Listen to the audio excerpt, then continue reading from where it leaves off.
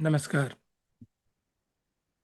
Shivaratri, the night of Shiva, a night which transcends the time and space, a night which allows one to connect deeper within themselves.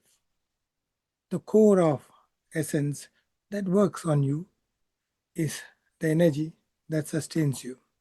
We all love to go deep, to connect to the Shivamayam, Shiva Tattvam, and Shiva Shakshatkar. The concept is always based on Anubhav, experience, and expansion. When you chant the name Shiva, you need to know that it talks about auspiciousness, but it also talks about the reference point.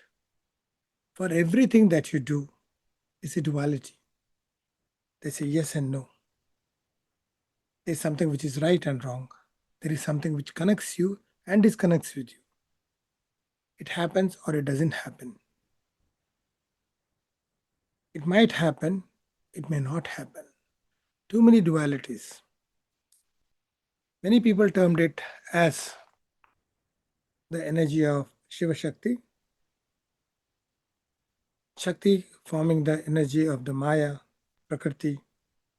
It also talks about the illusions. It talks about the transcendence of the energy from one point to the other. It talks about the expansion of one to the other, the growth of one from one point to the other. It also talks about the practicality of one's life in the best possible manner. The depth of you expands when you connect at one point and is able to join to the next point without a breakage. When you go beyond that point, you transcend, you transform, and you are able to expand. A lot of people awaken the whole night to connect to the supreme energy. But what is to be awakened is not you physically. What is to be awakened is a journey to begin with from the day of Shivaratri to the next Shivaratri. Awaken your conscious.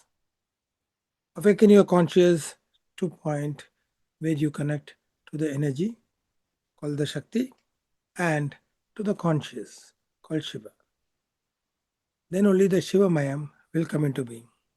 Because the grandest of illusions can be created by the Shiva Mayam. Shivatvam is the energy which allows you to connect deeper within your own self, allows you to expand and experience it. Every single moment of time that you pass through, you find that things are going to be not same. It's going to change. And every time it changes, you also change. That is why we say that every step you take, even if you retrace the step, it will not fall in the same place. Every single drop of water which is flowing will not flow in the same direction again and again. It moves in a separate way. It does not repeat itself. The cells move, the energies move, there's expansion happening. This is what talking about conscious is all about. Conscious remains so expansive that the Shakti has to merge, flow, and connect to it at different points. Wherever it connects, that point is known as Shiva, Shiva Mayam, Shiva Tattva. The Anugraha of Shiva happens when you are able to sustain that point of reference for a long duration of time. The Anugraha comes to you. Anubhuti or the experience happens then. And then your experiences expand continuously for you to be there at every single moment of time. And this single moment of time is what is known as Naimisha, the moment of your transcendence, the moment of your expansion. This is where the Shivaratri begins. Shivaratri is not the point of culmination. Shivaratri is the point of beginning of a new journey to the point of knowing where you have transcended. Every year, Shivaratri comes. That point is your expansion and your experiences that you need to connect and expand to. To begin with, one should start detoxifying themselves, removing the thought process, understanding where you have the flaws, where you have the energy blockages happening, where you have the conditions being set in, where you have the thoughts which are getting obstructed. Wherever your thoughts get obstructed, start watching that. That is the beginning of the journey for you. That is the beginning of the journey for your consciousness. For the conscious gets activated the moment you give it a priority, you give it a chance to connect to you.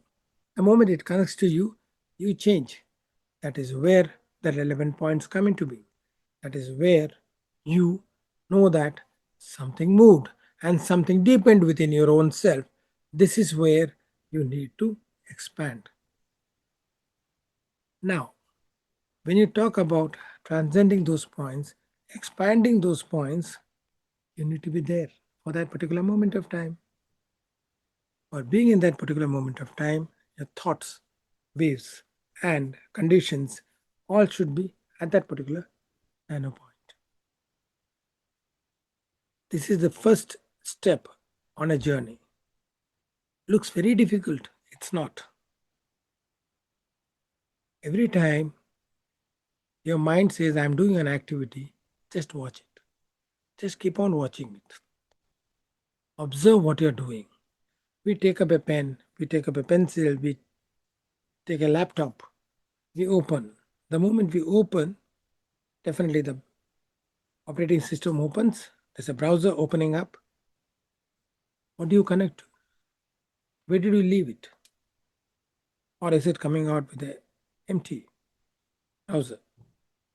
What exactly do you do with that? Is a question.